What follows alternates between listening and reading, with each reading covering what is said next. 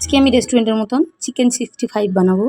তো চিকেনগুলো ছোটো ছোটো করে কেটে নিয়েছি। কেটে নিয়ে আমি বেশ কয়েকটা কারি পাতা দিয়ে দিচ্ছি, লেবুর রস, পেঁয়াজ রসুন, আদা রসুন বাটা কাঁচা লঙ্কার সাথে আছে, ওই জন্য আমি গোলমরিচটা দিইনি। শুকনো লঙ্কা, নুন, হলুদ সব একসাথে মাখিয়ে আমি কিছুক্ষণ রেখে দেবো। রেখে দিয়ে তারপর টক দই, চালের গুঁড়ো, কর্নফ্লাওয়ার একসাথে দিয়ে ভালো করে মাখিয়ে সঙ্গে সঙ্গে ভাজবো। একটু হলুদ দিয়ে দিলাম, তারপরে ভালো করে লাল লাল করে ভাজবো।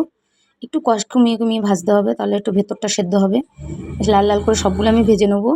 ভেজে নিয়ে আমি তেলের মধ্যে বেশ সর্ষে দেবো। এটা রেস্টুরেন্টের মতন করব, খুব ভালো লাগে খেতে। তেলটা কমিয়ে নিলাম।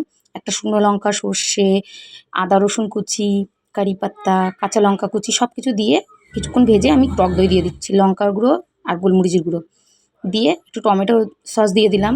আপনারা চাইলে টমেটো কুচি দিতে পারেন। এটা মিশিয়ে নামিয়ে দেবো। কেমন লাগলো আমার চিকেন 65? বাড়ির লোকেরা খেয়ে তো খুবই সুন্দর বলেছে। বাইরের খাবার খেতে ইচ্ছা করবে না, আমি বাড়িতে